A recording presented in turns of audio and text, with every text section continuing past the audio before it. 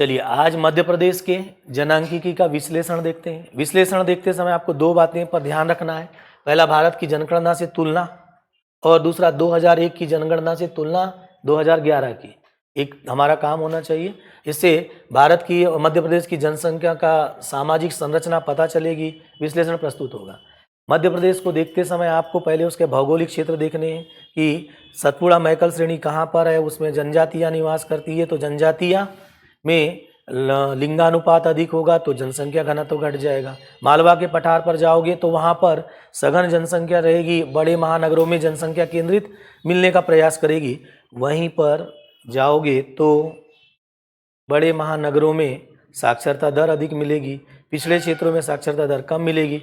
बुंदेलखंड का क्षेत्र होगा, उस बुंदेलखंड के क्षेत्र के आसपास चूंकि वो ऐतिहासिक काल से वीरों की भूमि, युद्धों की भूमि रही है, तो वहाँ पर रूढ़िवादी परंपरावादी समाज रहेगा, पितृसत्तात्मक समाज रहेगा और महिलाओं के प्रति नकारात्मक सोच रहेगी, इसलिए वहाँ लिंगानुपात कम रहेगा।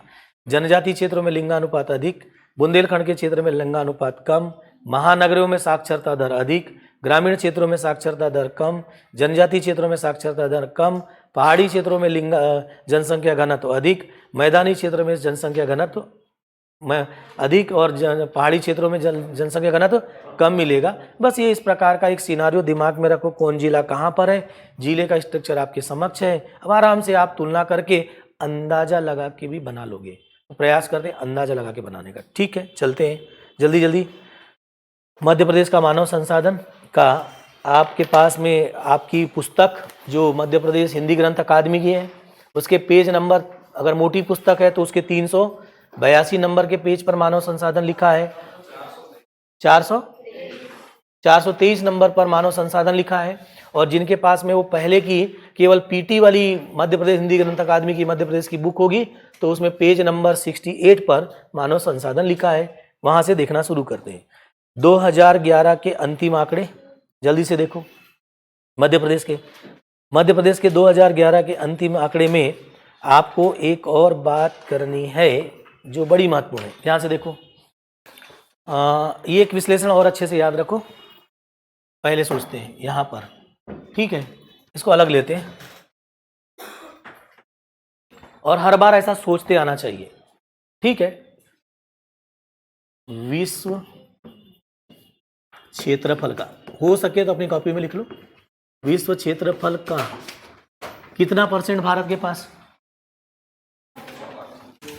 2.4% भारत के पास, यानी विश्व का 100% क्षेत्रफल है, उस 100% क्षेत्रफल में भारत के पास कितना है? 2.4। विश्व जनसंख्या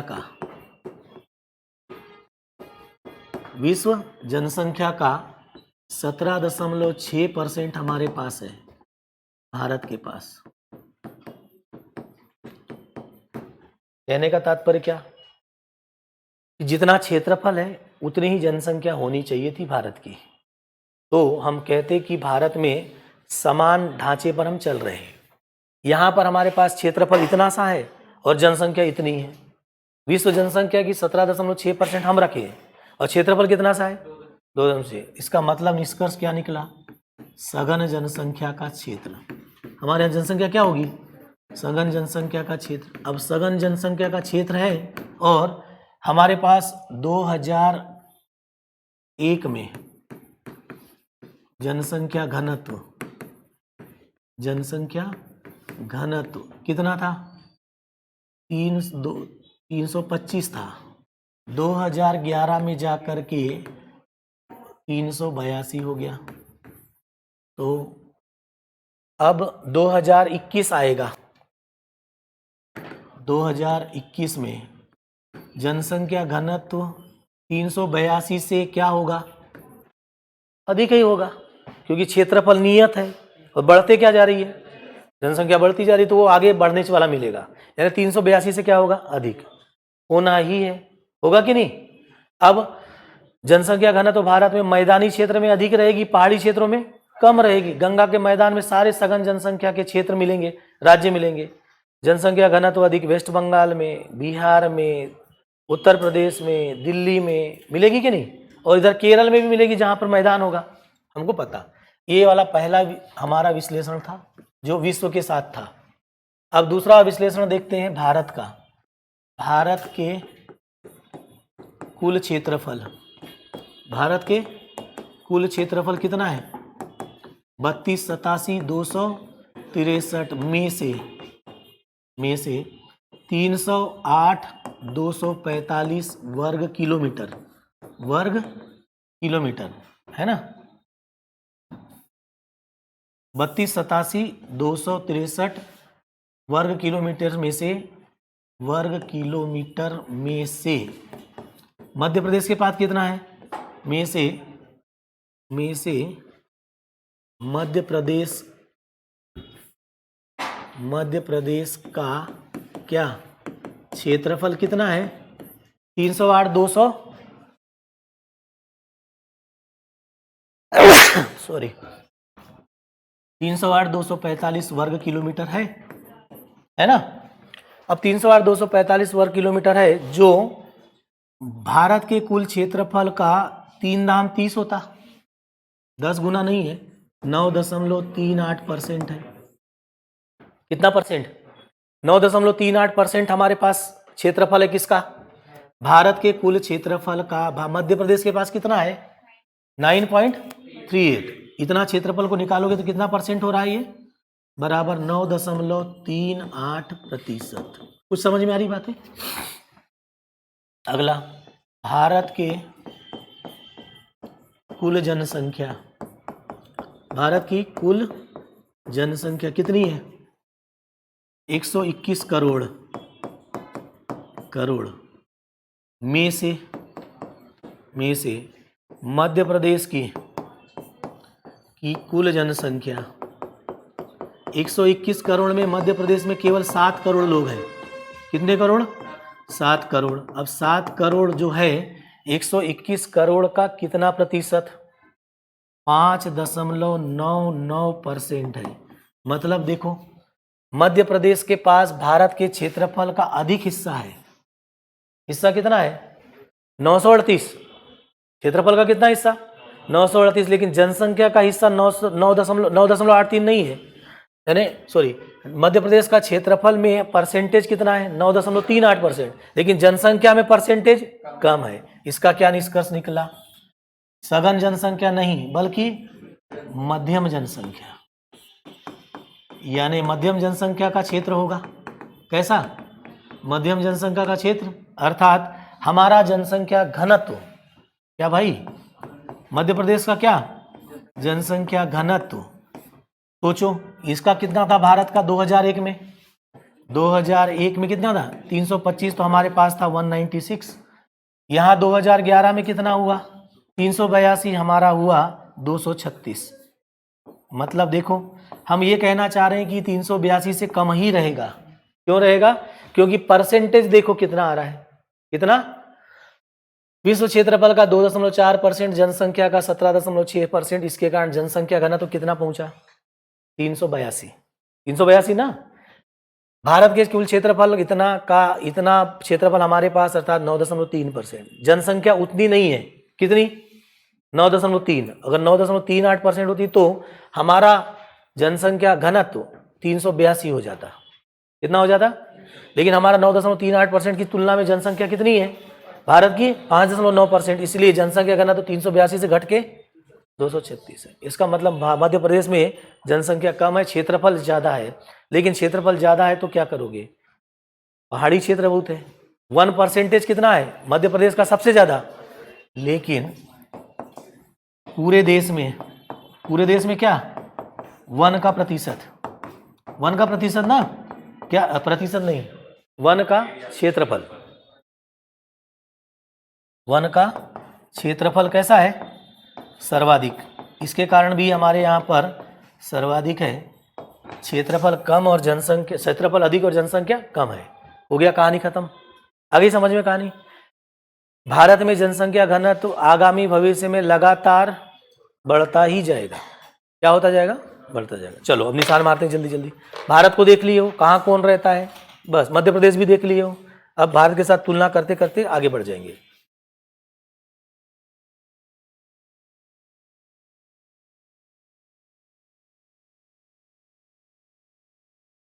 आगे देखो 2001 की 11 की जनगणना लिखा है, पेज निकालो जल्दी से, पहला लाइन, पहली लाइन देखो, वैसी वैसी लिखी है कि नहीं?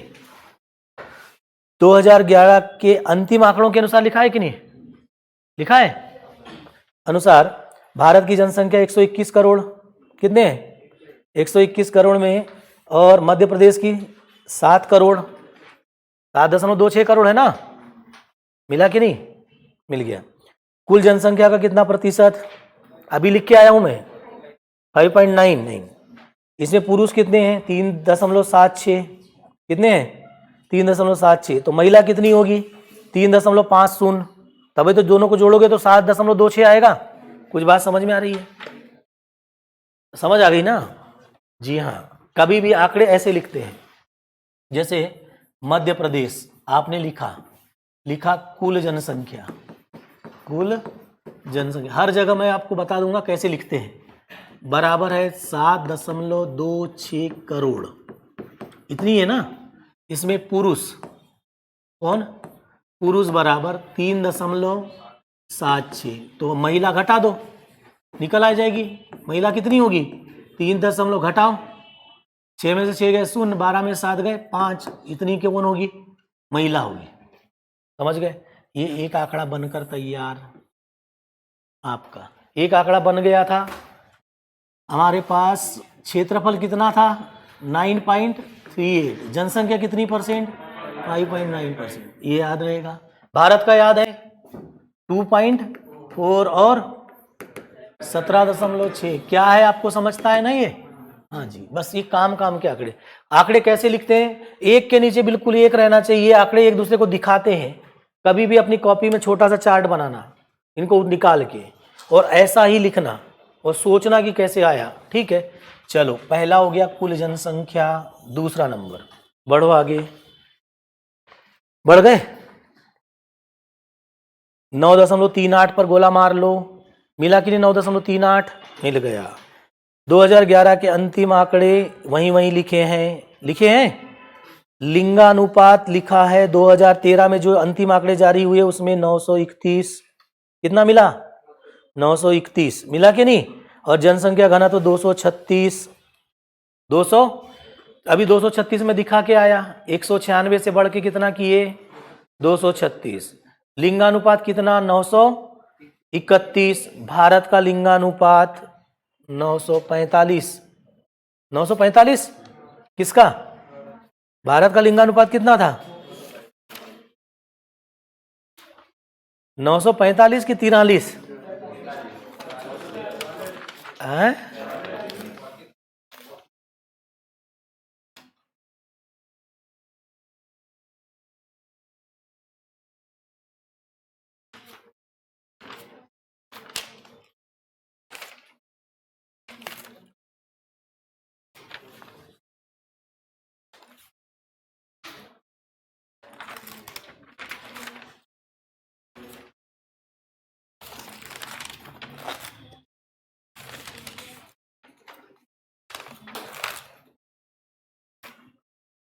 क्या बोला था आपने? 943 है ना। और मध्य प्रदेश का कितना? 900। लिंगानुपात कितना? अभी कितना है आपका? भारत 943 है ना। और मध्य प्रदेश 931 ना। किसकी? मध्य प्रदेश की 931।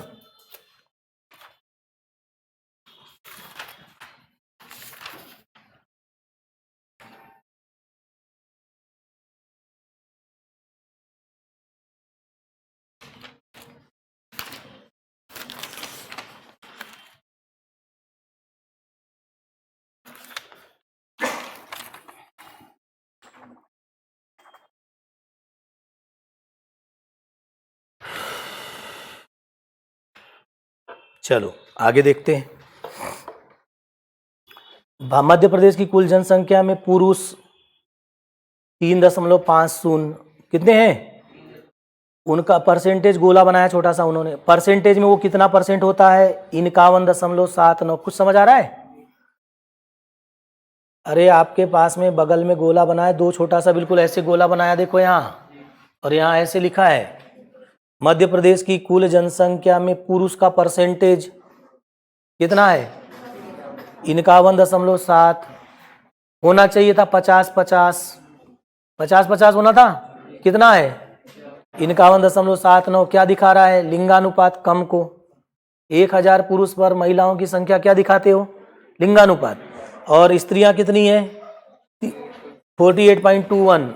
ये परसेंटेज में है, और हमने अभी देखा था किसमें, आंकड़ों में देखा था, जनसंख्या में देखा था ना, संख्या देखा था। तो 51.79 के सामने लिखो 376 या 3.76 लिख दो, 3.76 करोड़। और उधर वाली कितनी करोड़ थी, 3.50 हो गया। देखो लिंगानुपात मध्य प्रदेश का 931, भारत का 943। ग्रामीण जनसंख्या दी है, एकमात्र को देखते हैं, ग्रामीण को, किसको देखेंगे, सॉरी नगरी को। तो नगरी जनसंख्या कितनी है इससे कोई मतलब नहीं, उसका गोला बना है उधर परसेंटेज वाला, अगले पेज पर बना है। नगरी का परसेंटेज कितना है 27.6। एकमात्र याद रखो, अपने आप क्या निकल जाएगा, क्या निकल जाएगा, हाँ जी, नगरीय जनसंख्या कितनी है भाई 27.6। कितने में से घटा दो, 100 में से घटा दो, कितने में से घटाओगे, 100 में से घटाओगे तो कितना आएगा, 72.4% किसका निकलेगा, ग्रामीण। हमको याद केवल किसको रखना है, नगरी को याद रखेंगे। चलो, मध्य प्रदेश की कुल जनसंख्या में नगरी है 27.6, क्यू मारो, आगे बढ़ो।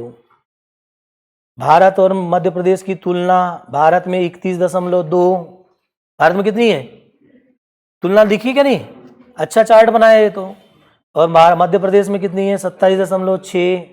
हो गया।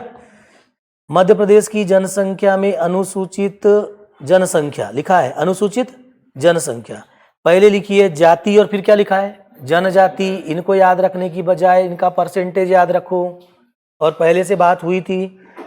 एससी कितने परसेंट है, 15.6, क्यू लगाओ, चार्ट है। और एसटी कितने हैं, 21.8, क्यू लगाओ। हो गया। बची हुई शेष अन्य हो जाएगी। एससी एसटी का परसेंटेज रटा होना चाहिए, क्यों, क्योंकि विधानसभा में सीट निकालना है, लोकसभा में निकालना है, और आरक्षण भी निकालना है, जो अभी एमपीपीएससी की परीक्षा में सीटें आएगी। तो समझ गए, याद रहेगा। चलो, अनुसूचित जाति कितना परसेंट, 15.6, और एसटी 21.8। काम का डाटा पकड़ते चलो, लिंगानुपात का डाटा मिल गया, ये था भारत और कौन, मध्य प्रदेश में लिंगानुपात भारत से कम। कैसा समाज, रूढ़िवादी, उससे कम चल रहे हो ना। नगरीय जनसंख्या और ग्रामीण जनसंख्या, ये कहाँ की है नगरीय जनसंख्या, मध्य प्रदेश की 27.6, ये मध्य प्रदेश। भारत की बोलो, भारत बोलो, नगरी कितनी 31.2 ना, हाँ, तो घटा दो, कितना आएगा 68.8%। मध्य प्रदेश में नगरीकरण भारत की तुलना में कम। यहाँ भी क्या चल रहे हो, भारत की तुलना में पीछे चल रहे हो, भारत की तुलना में कम। यहाँ पर भी आप क्या चल रहे हो, पीछे। किसकी तुलना में, भारत की तुलना में पीछे चल रहे हो, चल रहे हो कि नहीं, पढ़ते जाओ। अब अगला number ST SC, Madhya Pradesh में कहाँ पर, ऐसे लिखो, जनजाति और जाति, अनुसूचित जाति, अनुसूचित जनजाति, अनुसूचित अरे बड़ा टाइम लगता है इनको लिखने में, सीधे लिखो एसटी और क्या लिखो एससी। मध्य प्रदेश और भारत, बोलो जल्दी। एसटी कितने मध्य प्रदेश में भाई? 21.08। भारत का याद करो 8.2%। किसमें थी? भारत में। भारत में थी क्या नहीं? कौन? एसटी। कहाँ पर? भारत में एसटी थे 8.2 नहीं 6, 8.6 थे। मध्य प्रदेश में कितने हैं भाई एसटी? जल्दी बताओ। एससी 15.6%, है ना? 15.6 लिखो, एक मत लिखो। और मध्य प्रदेश के भारत में थे वो लोग 16.6, 1% ज़्यादा है भारत में। समझ गए आप लोग? ये किसका आंकड़ा बन गया? एसटी एससी का। कहाँ पर? मध्य प्रदेश और भारत में। अब बार बार हम मध्य प्रदेश भारत लिख रहे हैं, एक बार लिखते तो काम चल जाता, चार्ट बन जाता। ठीक है, ये जरूरी है। आगे बढ़ जाओ। जनसंख्या कुल ग्रामीण कुल नगरी अनुसूचित जाति की जनजाति की कोई काम की नहीं। बढ़ो आगे। भारत की जनगणना के अंतिम आंकड़े पेज नंबर 70